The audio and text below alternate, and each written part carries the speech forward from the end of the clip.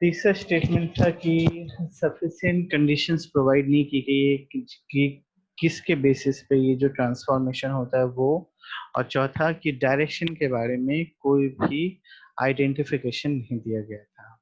ठीक है। देन उसके बाद आपने पढ़ा था थर्मल एनर्जी रिजर्वायर। तो यहाँ पे आपने सोर्स और सिंक के बारे में पढ़ा था कि सोर्स क्या होते हैं। तो ये मतलब एक इमेजिन किया गया कि ये एक अनलिमिटेड एनर्जी सोर्स है जहाँ पे हीट कभी भी खत्म नहीं होगी। और सिंक क्या हुआ, तो हमारा एटमॉस्फेयर जहाँ पे हम जो रेडिएट करते जाते हैं तो वो कभी भी वो एब्जॉर्ब करने से क्या बोलते हैं, अपोज नहीं करता है।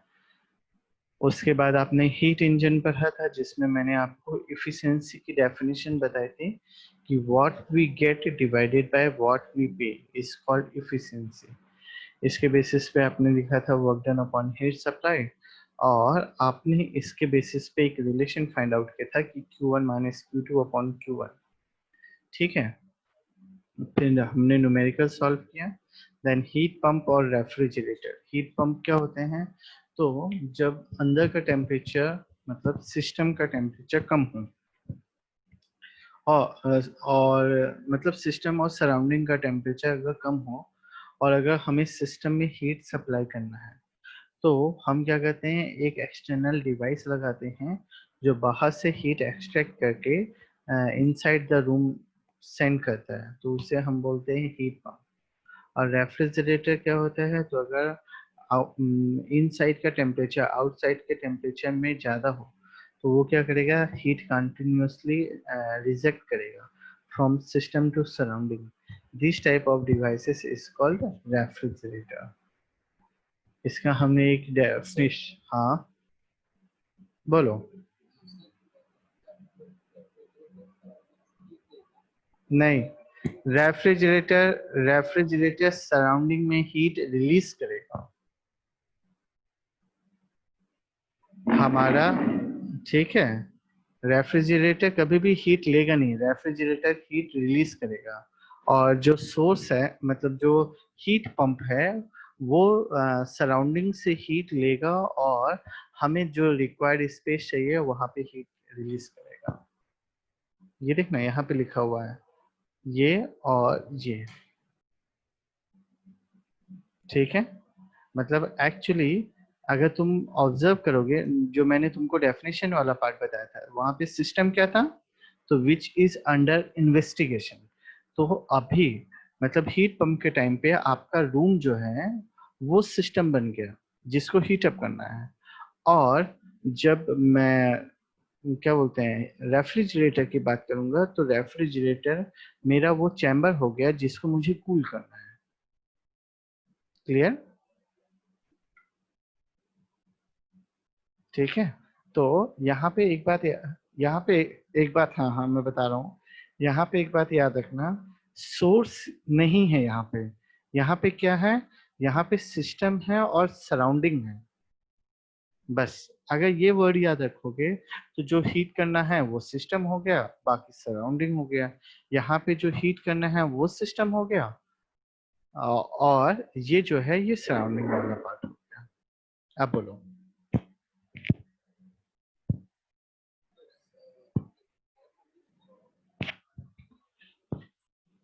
बिल्कुल सेम रहता है।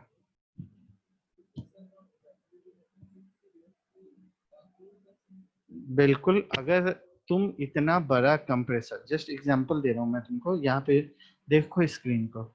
जब तुमने स्क्रीन देखा तो तुमने जब एक फ्रिज लिया तो फ्रिज को तुम लोग लीटर्स में लेके आते हो, मतलब तुमको वो दुकानदार बोलता है, मतलब वो सिंगल डोर डबल डोर वो अलग बात है, लेकिन तुम उससे पूछते हो कि भाई कितने लीटर का है, तो वो सब तुमको बोलता है कि सर ये 220 लीटर्स का है। बराबर। तो 220 लीटर के लिए आपके पास एक छोटा सा कंप्रेसर लगा हुआ था। इसी तरीके से अगर आप एक बड़ा सा रूम लिए, उस रूम का वॉल्यूम आइडेंटिफाई कर लो और उस रूम के बेसिस पे अगर आपने एक बड़ा सा कंप्रेसर लगा लिया तो वो मतलब उसको वो मतलब वर्क करेगा।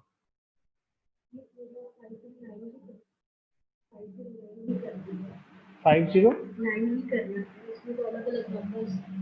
नहीं, उसको एक साथ कॉपी करके वो उससे वो कर दो, वो बाय डिफॉल्ट करके चल जाएगा। एक साथ कॉपी करो। हाँ, और फिर वहां से कॉपी करके यहाँ पेस्ट कर दो। मतलब किसको चाहिए? सब एक ही नंबर पे। हाँ, तो पहले वाले को कॉपी करो और बाकी नीचे वाले को सबको सिलेक्ट करके उसमें कंट्रोल नहीं, इसमें नहीं होगा, ये गलती से हो गया। नीचे वाले को सबको डायरेक्टली आपको सिलेक्ट करना। हेलो। हाँ, विवेक तू कुछ बोल रहा था।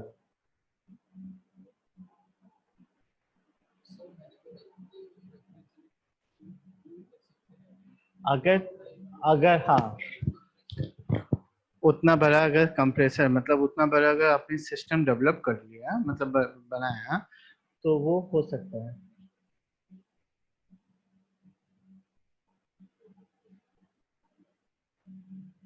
ठीक है।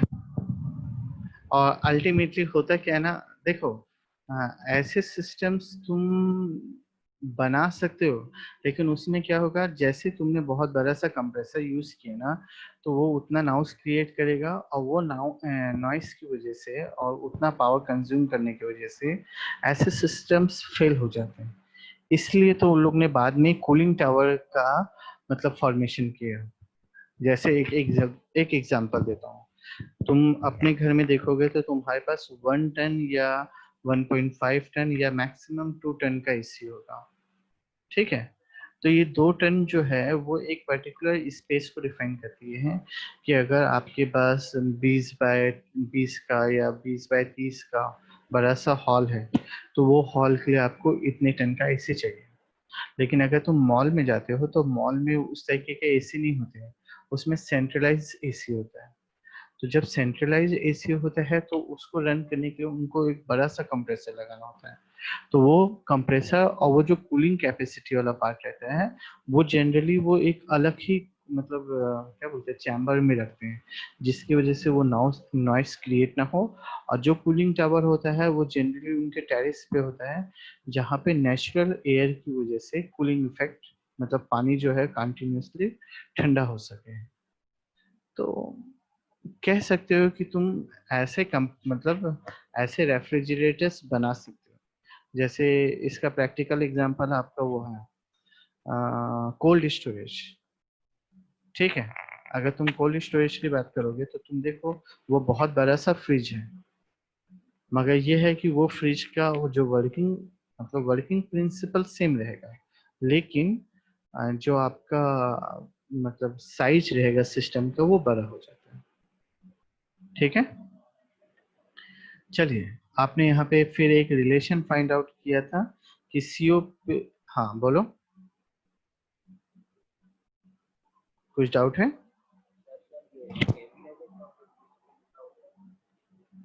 एक्चुअली स्टेबलाइजर जो होता है ना, देखो, जैसे तुम अभी नहीं पढ़ोगे, तुम बाद में पढ़ोगे, इसमें स्टेटमेंट ये दिया जाता है। एक मिनट, मैं यहाँ दिखा, देखो समझना। ठीक है। ये स्टेटमेंट ऐसा दिया जाता है कि अगर, सर को बोल दो, एक मिनट रुकना। हाँ, तो सर को बोलिए ना कि सर गवर्नमेंट कॉलेज ड्यू का हमारे पास डिटेल नहीं है, तो वो मंगवा लीजिए तो वो काम हो जाएगा। नहीं भी, बना तो उन लोग ने बना के हमें भेजा होगा, तो शायद सर को भेजा हो, लेकिन सर ने मुझे मैसेज नहीं। हाँ, मैं समझ गया। आप सर को बोल दो कि सर ड्यू का हमें डिटेल नहीं है। अब देखो, सब समझना यहाँ पे ना, जब एक्चुअली करंट कैसे फ्लो होता है, तो करंट फ्लो होने के लिए एक स्टेटमेंट दिया जाता है कि ये रेजिस्टेंस होना चाहिए, इसके बीच में यहाँ पे पोटेंशियल डिफरेंस 1 और पोटेंशियल डिफरेंस 2 होना चाहिए, और जब ये होगा तो ही आपका करंट फ्लो होगा। बात समझ में आई क्या मैंने बोला? कि करंट फ्लो होने के लिए आपके पास पोटेंशियल डिफरेंस होना चाहिए और सम रेजिस्टेंस होना चाहिए। इसी तरीके से जब हम हीट फ्लो कराते हैं, तो हीट में फ्लो होने के लिए यहाँ का टेम्परेचर T1 होना चाहिए, यहाँ का टेम्परेचर T2 होना चाहिए, और इसमें सम मतलब कनेक्टिविटी होना चाहिए, मे बी वो कंडक्शन हो, कन्वेक्शन हो या रेडिएशन हो। ठीक, तो इसके बेसिस पे क्या बोल रहा था, एक मिनट, टेम्परेचर डिफरेंस होना चाहिए, इसके बेसिस पे आपका हीट ट्रांसफर होगा। ठीक है, तो अब कंपैरिजन करो, यहाँ पे जो हीट ट्रांसफर हो रहा है वो यहाँ पे करंट फ्लो हो रहा है, यहाँ पे जो रेजिस्टेंस है वो उस मोड को डिफाइन कर रहा है, या आप आगे पढ़ोगे। और ये जो पोटेंशियल डिफरेंस यहाँ V1 और V2 होता है, ये यहाँ पे टेम्परेचर T1 और T2 होता है। मतलब कंक्लूजन ये दिया गया कि आपका पोटेंशियल डिफरेंस होगा तो ही करंट फ्लो। अब जब हम मतलब हमें जब ट्रांसफार्मर से पावर पावर मतलब पोटेंशियल डिफरेंस मिलता है, तो ये पोटेंशियल डिफरेंस बहुत ज़्यादा वेरी करता है। ठीक है, बहुत ज़्यादा वेरी होने की वजह से क्या होता है, तो आपका जो सिस्टम है ना वो खराब होने के पूरे चांसेस रहते हैं, क्योंकि हमें जो चाहिए वो केवल 240 वॉट का ही पोटेंशियल डिफरेंस चाहिए, इससे कम भी नहीं चाहिए और इससे ज़्यादा भी नहीं चाहिए। लेकिन जो हमारा ट्रांसफार्मर है, ये कोई बात नहीं, ठीक है, जब जो ट्रांसफार्मर है वो हमारा पोटेंशियल डिफरेंस को हमेशा वेरी करता रहता है, तो ये वेरिएशन की वजह से आपका अप्लायंस खराब ना हो, इसके लिए जगह पे वो स्टेबलाइजर लगाता है।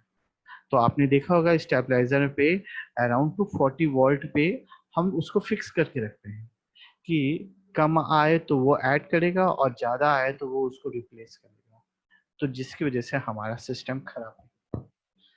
और ये सारे सिस्टम जो है ना वो पुराने टाइप के इंस्ट्रूमेंट्स में लगाते रहे हैं। अब जो नए आए हैं उसमें सेल्फ मतलब क्या बोलते हैं, ऐसे डिवाइसेस लगा दिए गए हैं जो स्टेबलाइजर की तरह काम करके उस जो पोटेंशियल डिफरेंस है उसको वो मेंटेन करके रखते हैं। ठीक है, और कुछ, चलिए। उसके बाद हमने ये न्यूमेरिकल सॉल्व किया था। न्यूमेरिकल सॉल्व करने के बाद आज का टॉपिक, ठीक है, तो मैंने आपको पहले भी बताया था क्या, कि सबसे पहले फर्स्ट लॉ ऑफ थर्मोडायनेमिक आया, जिसमें स्टेटमेंट दिया गया था कि cyclic integration of heat input is equal to cyclic integration of work output. इसके बाद उन्होंने जीरोथ लॉ ऑफ थर्मोडायनेमिक्स बनाया। तो जीरोथ लॉ ने क्या कहा कि if system A is thermal equilibrium with system B and this system A is also thermal equilibrium with system C, then system B and C both are thermally equilibrium with each other. तो statement जब पहले first law जब आया तो उसमें हमने बोला heat and work के बारे में डिफाइन किया गया, और एक्चुअली हीट क्या होती है, तो it is the degree of hotness और कोल्डनेस, मतलब मतलब वो टेम्परेचर को डिफाइन कर रहा था। तो जब ये टेम्परेचर को डिफाइन कर रहा था, इस वजह से इन्होंने इसका नाम जीरोथ लॉ ऑफ थर्मोडायनेमिक रखा। ठीक, तो हमने पहले फिर टेम्परेचर के बारे में पढ़ा और टेम्परेचर के बेसिस पे हीट और वर्क के बारे में पढ़ा। तो जब हीट एंड वर्क के बारे में पढ़ा तो उसके बाद फिर लोगों को डाउट क्रिएट हुआ क्या PMM of first kind possible है, तो उन्होंने बोला नहीं पॉसिबल नहीं है, तब उन्होंने सेकेंड काइंड बनाया। और जब फर्स्ट और सेकेंड काइंड बन रहे थे ना, तभी ये कंक्लूजन वाला पार्ट आया है कि अगर हीट फ्लो हो रही है तो उसका डायरेक्शन कौन सा होगा, और क्या लोअर से अपर में मतलब लोअर ग्रेड टेम्परेचर से हाई ग्रेड टेम्परेचर में हीट ट्रांसफर हो सकता है, अगर होगा तो कैसे। उसके बाद जो वर्क और हीट का एक दूसरे के साथ इंटरेक्शन है, ये इंटरेक्शन कैसे कंप्लीट होगा, तब फॉर्मेशन हुआ सेकेंड लॉ ऑफ थर्मोडायनेमिक का। तो सेकेंड लॉ ऑफ थर्मोडायनेमिक में दो साइंटिस्ट ने इसका कंक्लूजन निकाला, एक था कैल्विन प्लैंक ने स्टेटमेंट दिया और दूसरा स्टेटमेंट दिया क्लॉसियस ने।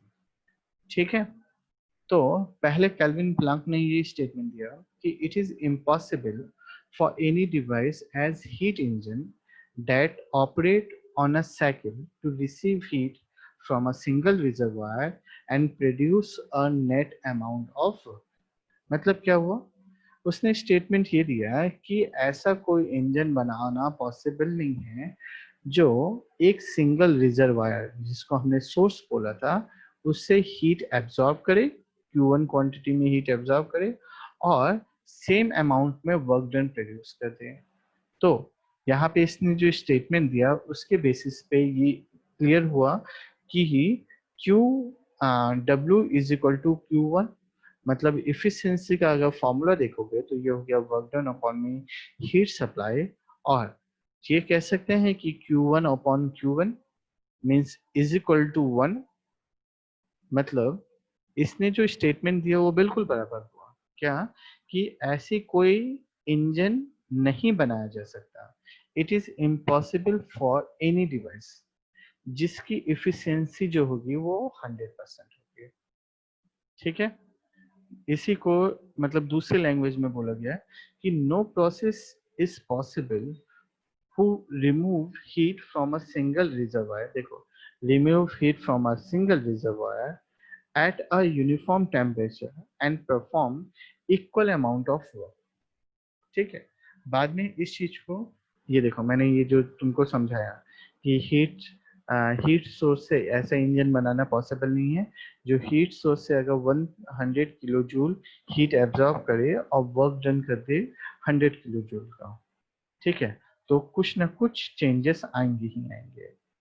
तो फिर इस मतलब जो स्टेटमेंट था उसको और थोड़ा सा सिंप्लीफाई किया गया और स्टेटमेंट दिया गया कि no heat engine have a thermal efficiency of 100%। क्लियर? और इस चीज को समझाने के लिए देखो इसने एक एग्जांपल से दिया है, क्या कि अगर हीट सोर्स से हमने हीट एब्जॉर्ब किया जितना जिसकी क्वांटिटी होगी 100 किलो जूल, और ये वर्क डन में जो ट्रांसफर किया वो 40 किलो जूल कितना किया, और जो बच गया हीट वो उसने रेडिएट किया जो अराउंड होगा 60 किलो जूल के। तो अल्टीमेटली जो आपका इफिशिएंसी आया वो आया 40 divided by 100 is equal to 40%। ठीक है, चलिए नेक्स्ट, ये बात समझ में आ गई। इसके बाद सेकेंड स्टेटमेंट दिया क्लॉसियस ने। क्लॉसियस ने स्टेटमेंट दिया कि it is impossible to construct a device as heat pump that operate in a cycle and produce no effect other than transfer of heat from the lower temperature body to the higher temperature body। मतलब क्या बोला क्या कि ऐसा कोई device नहीं बनाया जा सकता जो लोअर टेम्परेचर रिजर्वायर से हायर टेम्परेचर रिजर्वायर में हीट ट्रांसफर किया जाए विदाउट एक्सटर्नल एफर्ट। ये वर्ड याद रखना ना, विदाउट एक्सटर्नल एफर्ट, मतलब अगर आप वर्क डन नहीं अप्लाई करोगे तो हीट जो है वो लोअर मीडियम से हायर, लोअर ग्रेड से हायर ग्रेड में ट्रांसफर नहीं हो सकती है। ठीक है, तो उसको भी फिर से उन्होंने सॉर्ट किया कि heat can not itself flow from the colder body to the hotter body. ठीक है, ये क्लियर हुआ? कौन कौन सा? तो सबसे पहला एग्जाम्पल क्या दिया गया कि ऐसा कोई इंजन नहीं बना सकता जो केवल जितना अमाउंट में हीट एब्जॉर्ब करे उतना ही वर्क डन प्रोड्यूस कर सके, और ऐसा कोई डिवाइस नहीं बन सकता जो विदाउट एनी एक्सटर्नल फोर्स के जो हीट है वो लोअर बॉडी से हायर बॉडी में ट्रांसफर कर सके। ठीक है, अब पूछोगे कि सर जो हमारा जो क्या बोलते हैं रूम हीटर रहता है हम उसमें एक्स्ट्रा वर्क तो कुछ करते ही नहीं है तो भी वो हीट तो प्रोड्यूस करता है ना। तो एक्चुअली ये जो आपका इलेक्ट्रिसिटी है ना, ये एक्सटर्नल फोर्स है जो मतलब हीट होता है, और ये हीट होने की वजह से कोल्डर एयर जो है वो आके इनसे टकराती है, जो हीट हो जाती है और हीट होने के बाद रूम में रेडिएट होती है। ठीक है, चलिए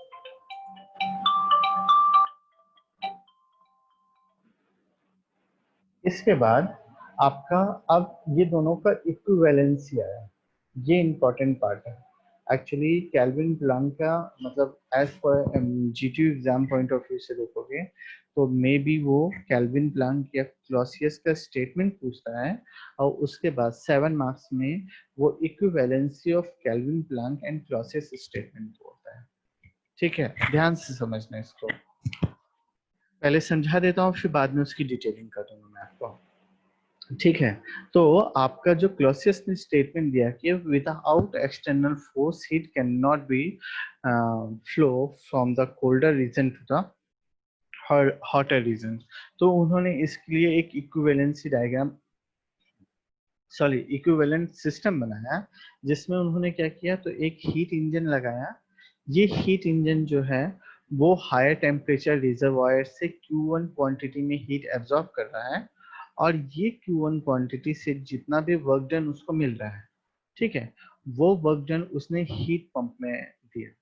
ठीक है, अब हीट पंप में देने की वजह से अब देखो Q2 क्वांटिटी में जब ये हीट एब्जॉर्ब करेगा कौन, हीट पंप, तो ये जो Q2 क्वांटिटी होगी ये वर्क डन के साथ मिल जाएगी और वर्क डन कितना दे रहा है, तो ये एक्चुअली यहाँ पे Q1 माइनस Q2 होना चाहिए था। ठीक है, तो ये Q1 माइनस Q2 अमाउंट में हीट वर्क डन दे रहा है, तो ये वर्क डन और ये इसमें Q1 ऐड हो गया, तो अल्टीमेटली आपका Q1 प्लस Q2 क्वांटिटी में हीट जो है वो वापस मतलब हमारा जो कूलिंग स्पेस है वहां पे चला गया। ठीक है, मतलब क्या हुआ, ये कंबाइंड सिस्टम बना जिसमें Q1 क्वांटिटी में हमने हीट सप्लाई किया, देख ध्यान देना, Q1 क्वांटिटी में हीट सप्लाई किया और Q2 क्वांटिटी में हीट एब्जॉर्ब किया, ये देखो। ठीक है, तो Q2 क्वांटिटी में जब हीट एब्जॉर्ब करेंगे तो अल्टीमेटली ये दोनों एक दूसरे से कैंसिल आउट होंगे और कैंसिल आउट हो जाने की वजह से आपका Q2 क्वांटिटी ऑफ हीट जो है वो हमारे रिजर्वायर में चला जाएगा। अगर रिजर्वायर में Q2 क्वांटिटी में हीट गया मतलब इसका कंक्लूजन ये हुआ कि Q2 क्वांटिटी में हीट उसने लोअर रिजर्वायर से लिया और हायर रिजर्वायर में दे दिया विदाउट एनी एक्सटर्नल एफर्ट।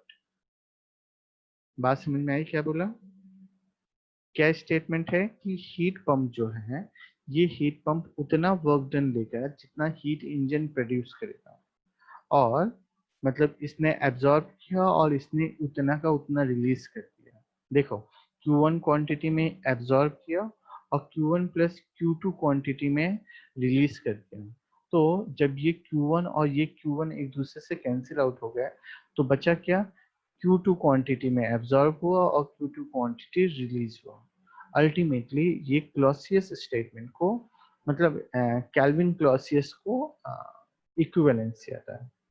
अब इसका दूसरा वाला सिस्टम देखो, दूसरा सिस्टम क्या कहता है कि अगर हीट पंप Q2 क्वांटिटी में हीट एब्जॉर्ब करता है और Q2 क्वांटिटी में हीट रिलीज करता है, तो ये जितना एब्जॉर्ब कर रहा है अगर मैंने इसको यहाँ पे ट्रांसमिट कर दिया, ठीक है, अगर इसको यहाँ पे ट्रांसमिट किया तो ये वर्क डन क्या हो जाएगा, तो Q1 minus Q2 plus Q1 sorry plus Q2 और ये Q2 एक दूसरे से कैंसिल आउट हो गया, तो अल्टीमेटली क्या बचा, Q1 बचा, मतलब ये Q1 यहाँ आया और वर्क डन में भी हमें केवल Q1 मिला, मतलब work done is equal to 100%। बात समझ में आई, क्या बोला मैंने कि Q2 क्वांटिटी में हीट पंप एब्सॉर्ब किया और Q2 क्वांटिटी में हीट पंप उसको रिलीज किया। अब अगर ये Q2 क्वांटिटी मैंने अगर हीट इंजन के अंदर डाला तो ये हीट इंजन में क्या हो जाएगा, ये होगा work done is equal to Q1 minus Q2, क्योंकि ये Q1 माइनस Q2 आया और प्लस Q2 ये वाला ऐड हो गया, तो ये प्लस और माइनस कैंसिल आउट हो गया, तो अल्टीमेटली वर्क डन कितना हुआ, तो it is equal to Q1 और Q1 एब्जॉर्ब किया, Q1 वर्क डन प्रोड्यूस किया, अल्टीमेटली इफिशियंसी जो है वो 100% है। तो ये बोलेंगे equivalency of Clausius statement to the Kelvin Planck statement. चलिए अब इसकी थोड़ी सी डिटेलिंग कर लो क्योंकि ये इंपॉर्टेंट है। Calvin-Planck and Clausius statement appear to be different, however, they are interlinked and complementary to each other. It is impossible to have a device that satisfying one statement and violating the other. Any device that violates Clausius statement lead to violence of Calvin-Planck statement and vice versa. मतलब इसने ये statement दिया है कि kelvin Planck और Clausius दोनों जो हैं वो एक दूसरे से लिंक, मतलब ऐसे देखा जाएगा तो दोनों अलग अलग हैं, लेकिन दोनों एक दूसरे से लिंक भी हैं और एक दूसरे के अपोजिट वर्क भी कर रहे हैं। तो अगर किसी ने कैल्विन प्लांक का स्टेटमेंट को अपोज किया तो वो क्लॉसियस स्टेटमेंट का भी अपोज कर रहा है, और अगर तुमने क्लॉसियस को अपोज किया तो कैल्विन प्लांक स्टेटमेंट भी अपोज में आ जाएगा। तो ये चीज को समझाने के लिए उन्होंने स्टार्ट किया। पहला टॉपिक दिया उन्होंने, violence of Kelvin Planck statement leading to violence of Clausius statement. अब assume करने के लिए बोला कि assume that the heat engine as shown in figure which operate from a single heat reservoir at temperature T1. It receives Q1 heat from this reservoir and convert it completely into equivalent amount of work. मतलब क्या हुआ कि मैंने एक heat engine लिया जो heat reservoir Q1 मतलब T1 से Q1 क्वांटिटी में हीट रिलीज किया, ठीक है, और ये स्टेटमेंट दिया है कि ये उतना ही हीट उतना ही वर्क डन प्रोड्यूस कर रहा है जितना हीट एब्सॉर्ब कर रहा है, मतलब work done is equal to Q1 के इक्वल हो गया, without rejecting any heat to the lower temperature reservoir at T2. This is the violating the Kelvin-Planck statement by absorbing heat from a single reservoir and produce an equal amount of work. ठीक है, क्योंकि ये kelvin Planck ने पहले ही statement दिया था कि ऐसा हो नहीं सकता है, और हम जो है वो उसको अपोज कर रहे हैं कि अगर वो उतना ही करे तो then work output of the heat engine is used to drive a heat pump which absorbs Q2 heat from the low reservoir and Q1 plus Q2 amount of heat delivered to the high temperature oven. ठीक है, मतलब हमने क्या बोला कि Q1 quantity में हमने heat supply किया एज अ वर्क डन और वो Q2 क्वांटिटी में हीट एब्सॉर्ब कर रहा है, तो हमने अल्टीमेटली सिस्टम को Q1 प्लस Q2 हीट जो है वो सप्लाई किया।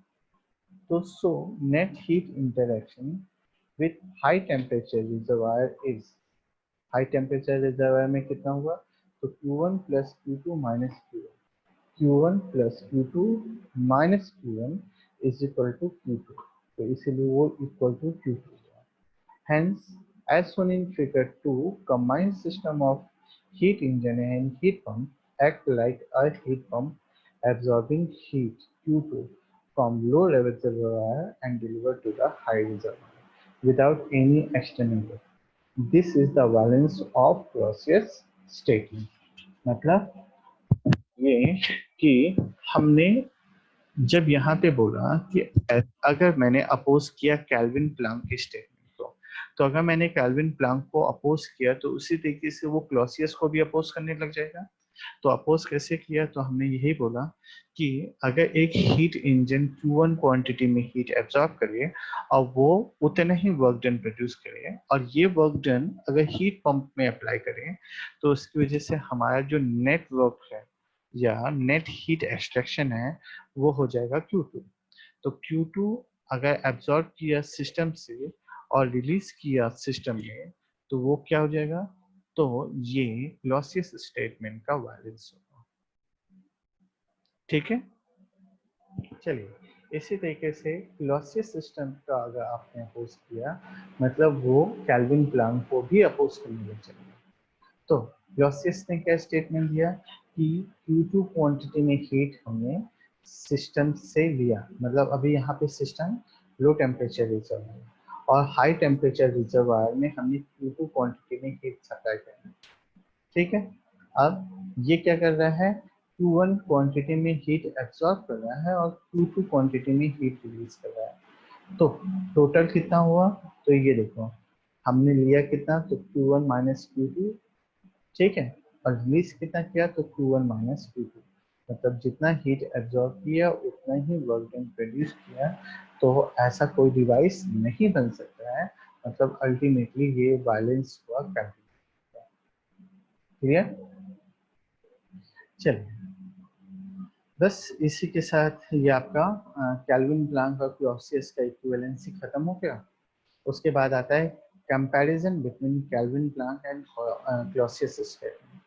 तो केल्विन प्लैंक जो है it is applied to the heat engine, और क्लॉसियस जो है वो हीट पंप और रेफ्रिजरेटर में अप्लाई होगा। It is a negative statement और it is also a negative statement. It is based on experimental observation and no mathematical proof. ध्यान रखना, इसका कोई मैथमेटिकल प्रूफ आपको नहीं मिलेगा। It is also based on experimental observation and there is no mathematical proof.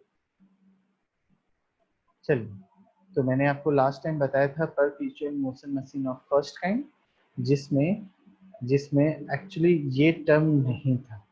ठीक है, वो केवल PMM of first kind he था, जहाँ पे उसने स्टेटमेंट दिया था कि ऐसा कोई डिवाइस जो without any heat source continuously work supply करे। तो वो स्टेटमेंट जब गलत हुआ, तब उन्होंने तब उन्होंने एक नया मतलब एक नया मशीन बनाया, और इस मशीन का नाम दिया गया perpetual motion machine of second kind. इसमें क्या है, तो इसमें एक थर्मल रिजर्वायर रहेगा। थर्मल रिजर्वायर से Q1 क्वांटिटी में हीट इंजन के पास जाएगी, और ये इंजन जो है वो वर्क डन, जितनी हीट एब्जॉर्ब किया है उतना वर्क डन प्रोड्यूस करेगा। तो ये भी एक्चुअली गलत हो गया। ठीक है, क्योंकि आपको पता है कि केल्विन प्लैंक ने पहले बता दिया कि it is impossible to construct an engine whose efficiency is 100%। तो यहाँ पे जब तुम देखोगे तो ये पता चलेगा कि Q1 minus Q2 upon Q1 is equal to 100%, तो ये पॉसिबल नहीं है। ठीक है, और यहाँ पे आपके लिए वाइवा और इंटरव्यू का क्वेश्चन भी आता है कि what is the basic difference between perpetual motion machine first and second kind। तो आपको इसका आंसर देना है। ठीक है, चलिए अब आप बोलो। बिल्कुल करेक्ट है, मतलब फर्स्ट वाले में केवल ऐसा एक इंजन के बारे में डिफाइन किया गया है जो विदाउट एनी हीट सोर्स, मतलब कुछ भी हीट सोर्स नहीं होगा उसके पास, अब वो कंटिन्यूअसली वर्क सप्लाई करेगा। जैसा तुमने बताया था कि मैंने एक व्हील लिया, उसमें बीच में छर्रे लगा दिए और उसको घुमाना चालू किया, तो ये छर्रों की वजह से वो कंटिन्यूअसली मूव करता रह गया। तो ये मॉडल बेसिस में बराबर है, लेकिन प्रैक्टिकल बेसिस पे गलत है। ठीक है, ये था PMM ऑफ फर्स्ट काइंड। अब PMM ऑफ सेकेंड काइंड क्या कह रहा है कि उसने एक ऐसा इंजन बनाया है जो Q1 क्वांटिटी में हीट एब्जॉर्ब कर रहा है रिजर्वायर से, और सेम अमाउंट में हीट प्रोड्यूस कर रहा है, सॉरी सेम अमाउंट में वर्क प्रोड्यूस कर रहा है। तो ऐसा भी पॉसिबल नहीं है, इसलिए इसने इसको बोला है परपेचुअल मोशन। परपेचुअल मतलब क्या हुआ, एक ऐसा हाइपोथेटिकल रीजन जहाँ पे सब कुछ पॉसिबल है। ठीक है, चलिए, मेरे ख्याल से कार्नोट साइकिल आपने बहुत बार पढ़ी है, फिर से पढ़ो। तो कार्नोट, सेडी कार्नोट ये एक फ्रेंच इंजीनियर हैं। एक बात और याद रखना, ये साइकिल को हम लोग आइडियल साइकिल मानते हैं। और आइडियल क्यों मानते हैं, क्योंकि एग्जांपल लो, अगर आपके पास ये पता है कि आइडियल साइकिल की इफिशिएंसी 100% है, तो फिर मुझे पता चल जाएगा कि जो एक्चुअल इफिशिएंसी आई वो 40% है। तो ये 40% कैसे पता चला, तो जब मैंने कंपैरिजन किया आइडियल से तब पता चला। बात समझ में आई। चलिए, तो 1824 by French engineer sari Carnot ने एक इंजन प्रपोज किया। ये इंजन का बेसिक समझा रहा हूँ ना। ये इंजन में सबसे पहले उन्होंने ये लिखा है, ये है सिलेंडर परफेक्ट, मतलब ये सिलेंडर है, ये सिलेंडर हेड है, इसके पास सोर्स है और सिंक है, ठीक है। पिस्टन है, पिस्टन के साथ कनेक्टिंग रॉड जो आपके साथ व्हील के साथ कनेक्ट की हुई है, जो वर्क डन होता है। तो स्टेटमेंट से भी मतलब कार्नोट ने ये स्टेटमेंट दिया कि सबसे पहले हम ये हीट सोर्स को यहाँ पे लगाएंगे, वर्क प्रोड्यूस होगा, उसके बाद हीट सोर्स को अलग करो, फिर हीट सिंक को लगाओ, और ये जो एग्जॉस्ट गैसेस है वो हीट सिंक में जाएगा, क्योंकि हमारे तीनों तरफ से इन्होंने इसको इंसुलेटेड किया, ठीक है। तो इसकी वजह से क्या हुआ, मतलब ये सिस्टम में थोड़ी बहुत गलतियां की, और ये गलतियों की वजह से इसे हमने आइडियल साइकिल बोल के अब एक्चुअल साइकिल स्टार्ट किया, ठीक है। तो चलो आइडियल साइकिल में पढ़ो।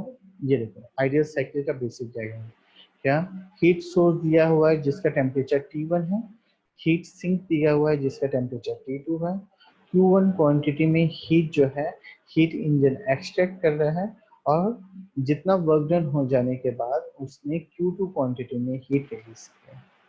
जब इसका मैंने पीवी डायग्राम बनाया, तो ये पीवी डायग्राम याद रखना ना, पीवी डायग्राम बनाते वक्त आपको हमेशा पहले ऐसा एक लाइन खींचना है, फिर ये एक लाइन खींचना है, और बाद में ये दोनों को कनेक्ट कर देना है। ये एक्चुअली सीधा कनेक्ट होगा ना, ऐसा और ऐसा। तो फिर आपने नाम दे दिया 1 2 3 और 4, ठीक है। तो ये याद रखना है आपको कि 1 और 2 और 3 और 4 ये आइसोथर्मल एक्सपांसन और कंप्रेशन होगा। उसके बाद 2 to 3 और 4 to 1 जो है वो आपका एडियाबेटिक एक्सपांसन और कंप्रेशन होगा।